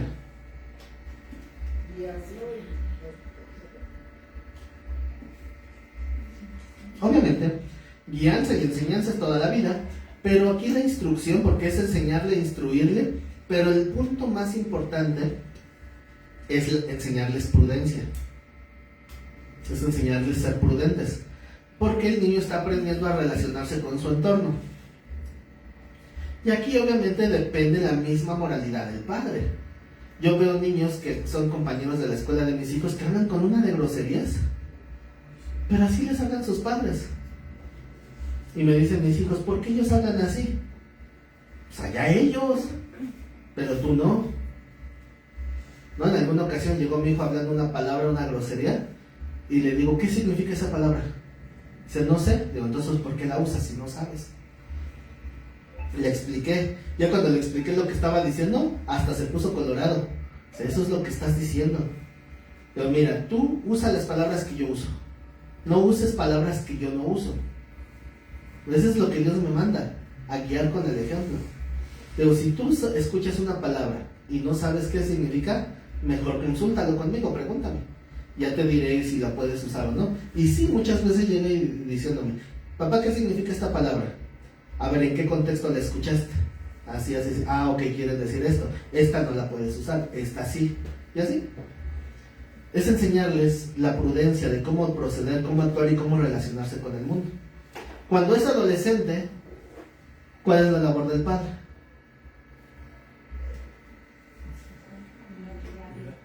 ¿Saben qué significa adolescente? Que todo le duele. Es esa etapa donde todo molesta, donde todo fastidia, donde no quieren saber nada del mundo. Se enojan de todo y por todo y contra todos. Cuando el hijo es adolescente, el padre tiene que enseñarle el temor de Dios y la moral. Y como culminación de esta etapa es enseñarle dominio propio, porque la adolescencia es la etapa hormonal, entonces actúan sin pensar. Que hay que enseñarles a dominar sus sentidos. ¿Ok? que puedan tener dominio propio. Eso es cuando es adolescente. Cuando es joven, ¿cuál es la labor del padre? ¿Cómo? Guiarlo. Bueno, yo decía, guiarlo es toda la vida, pero hacía un énfasis. Eso también es toda la vida.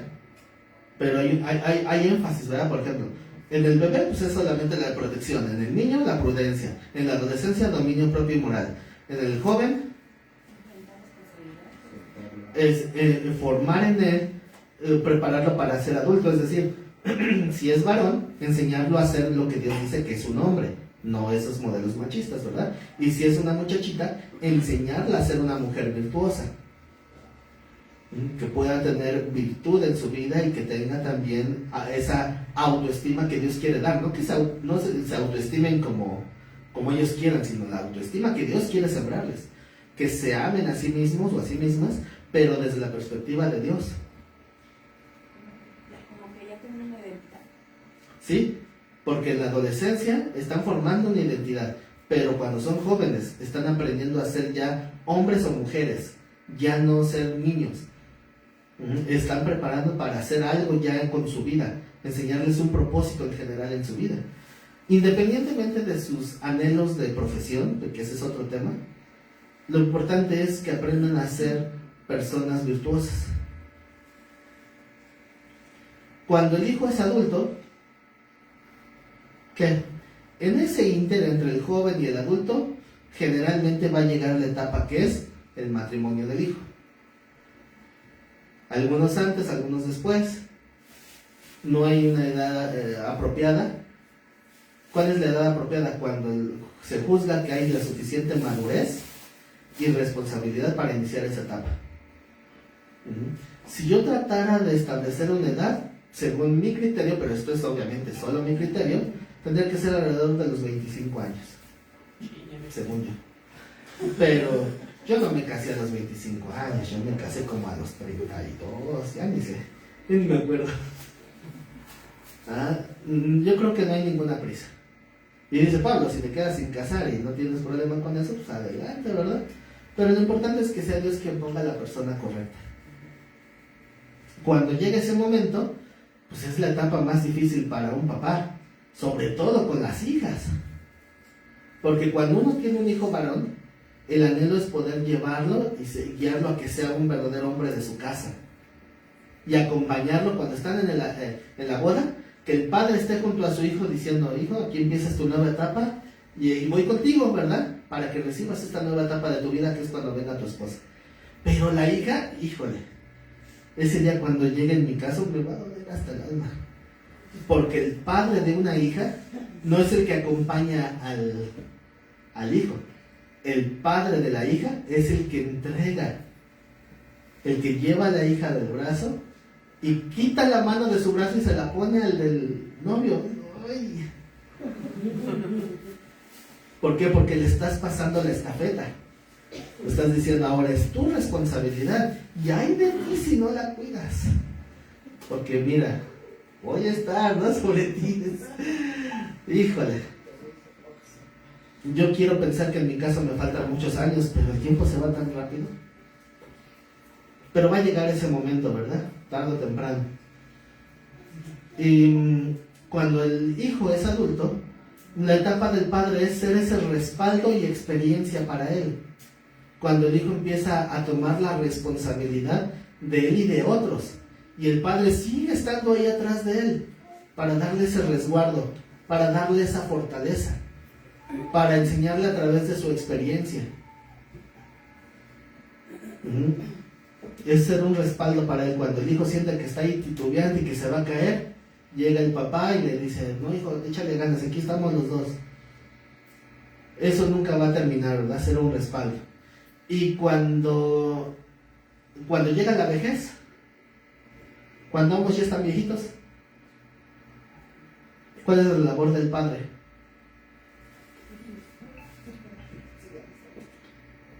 ¿Ya se sientan juntos en la mecedora?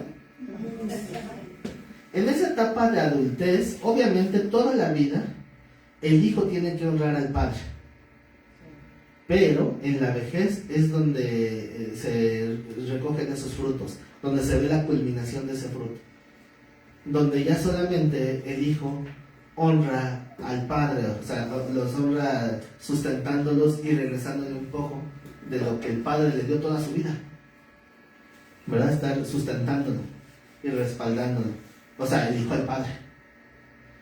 Porque obviamente cuando si el hijo ya está de edad avanzada, pues el padre ya anda todo encorvadito, ¿no? Y es donde ahí el hijo tiene que ser recíproco y quitarle toda carga y toda responsabilidad a su padre, porque ahí es donde el hijo tiene que culminar esa honra, donde dice, yo no voy a esperar ya nada materialmente hablando de mi padre, ahora él es el que tiene que esperar de mí. Ahí es donde cambia la perspectiva, ¿verdad? Porque como vuelvo a repetir y que quede bien claro, la honra a los padres es toda la vida, pero cuando el padre ya es anciano, es cuando tiene que tener la plenitud de esa honra. El hijo tiene que hacerse responsable de su padre, de los años que Dios le permita estar, ¿verdad? Y ese es el propósito de que Dios estableció para la sociedad.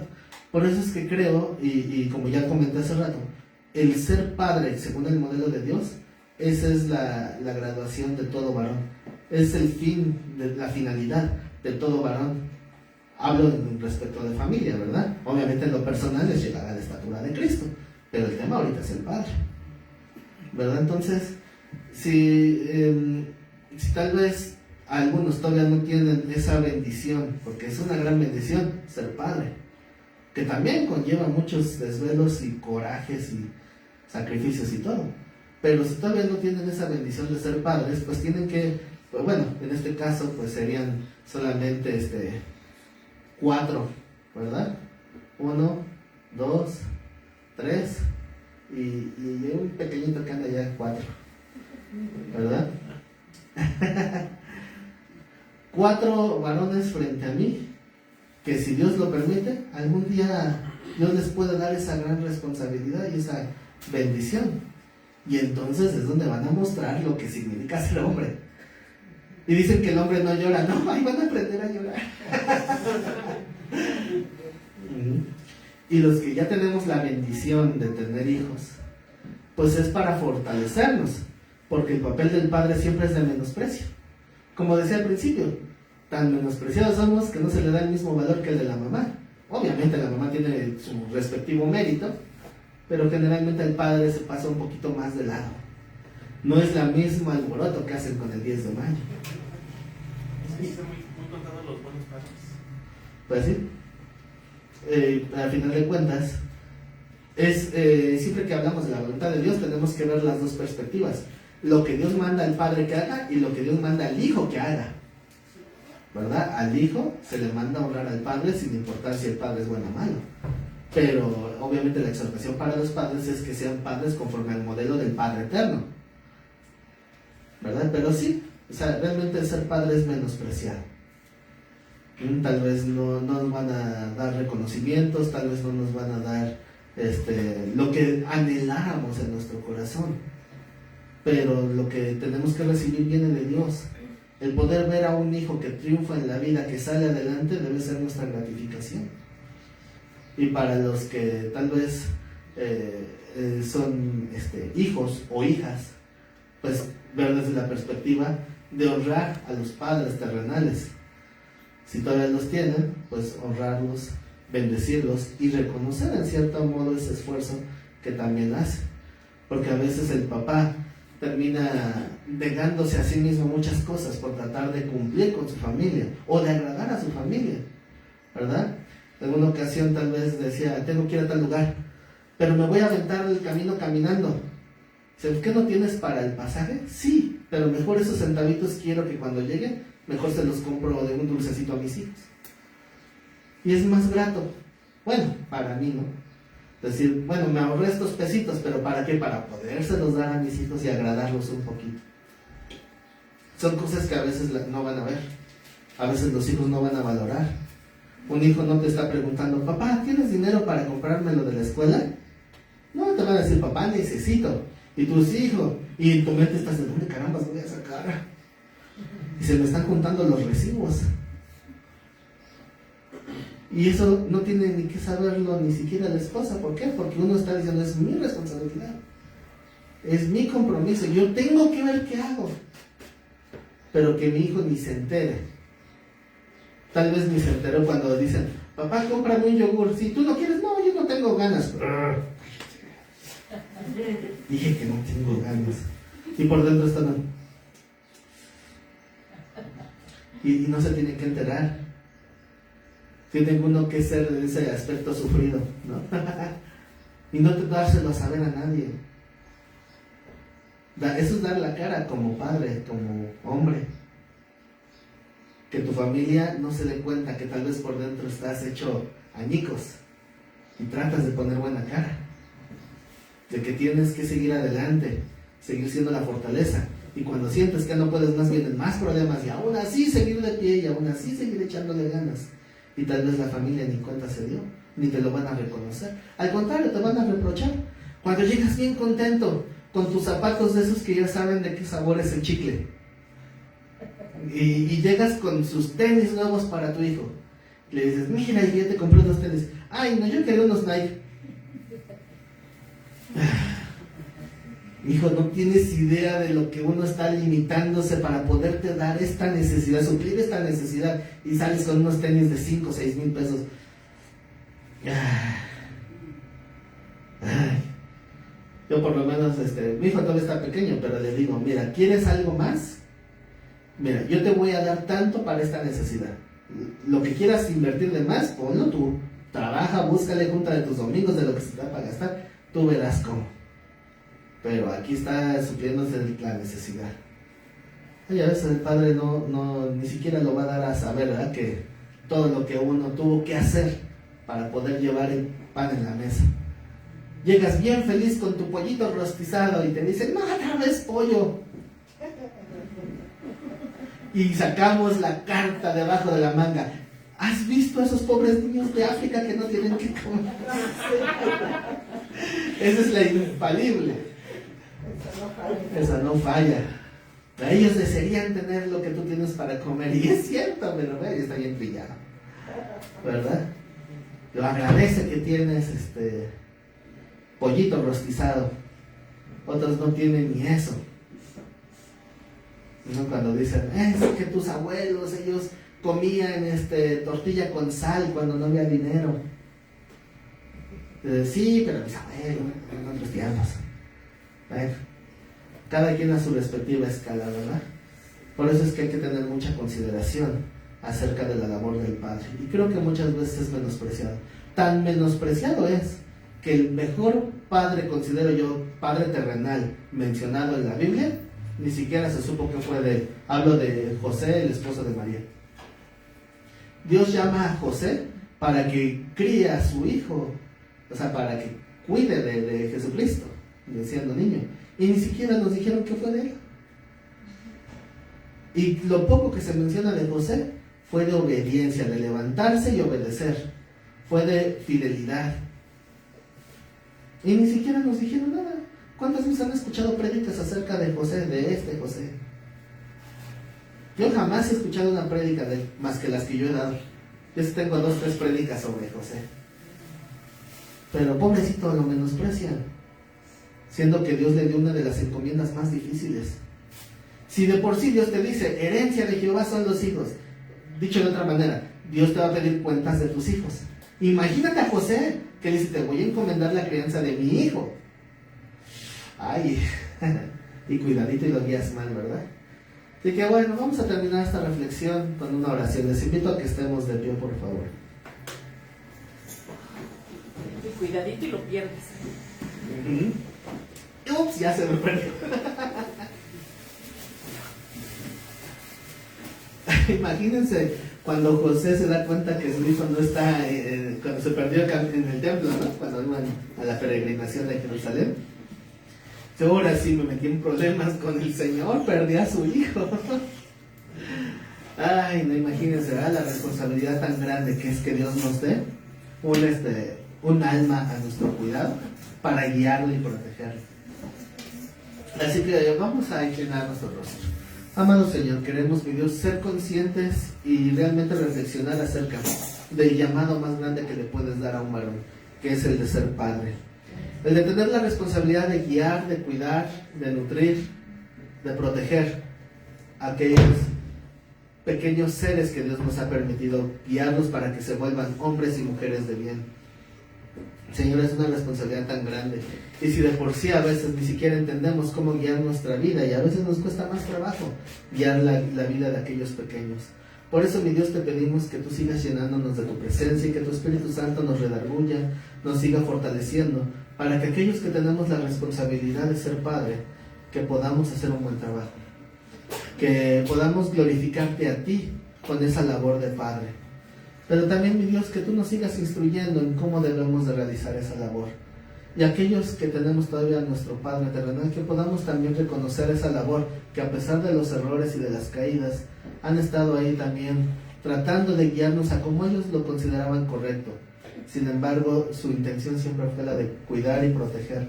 Y por eso, mi Dios, te pedimos, Señor, que bendigas a todos aquellos que le has dado ese privilegio de ser padre. Y a los que somos también hijos, que nos des también la prudencia y la sabiduría para no juzgarlos tan duramente, para no ser tan estrictos, mi Dios, con esa manera en que a veces terminamos señalándolos por todos sus errores, porque podemos cometer muchos, pero pocas veces nos ponemos a reflexionar en todos sus aciertos. Tal vez no me dieron de comer el alimento que yo quería, pero tal vez es porque nunca me dejaron sin comer. Tal vez no me dieron la ropa de la mejor marca, pero no me dejaron sin calzado o sin vestido, porque a veces nos enfocamos en los anhelos y no nos enfocamos en el esfuerzo que hacen, o que hicieron o que siguen haciendo. Por eso, Dios, te pido que nos des conciencia, nos des sabiduría y nos permita ser agradecidos, tanto como hijos como siendo padres, que seamos agradecidos por la familia que nos has dado. Hoy el mundo celebra a los padres, pero tal vez ni siquiera reconocen el llamado tan importante que Dios ha dado, de la paternidad. Tú, mi Dios, siendo nuestro Padre perfecto, nuestro Padre eterno, que tú sigas siendo nuestro modelo a seguir. Y si nuestros padres terrenales nos fallan, sabemos que tú jamás nos has fallado ni lo harás.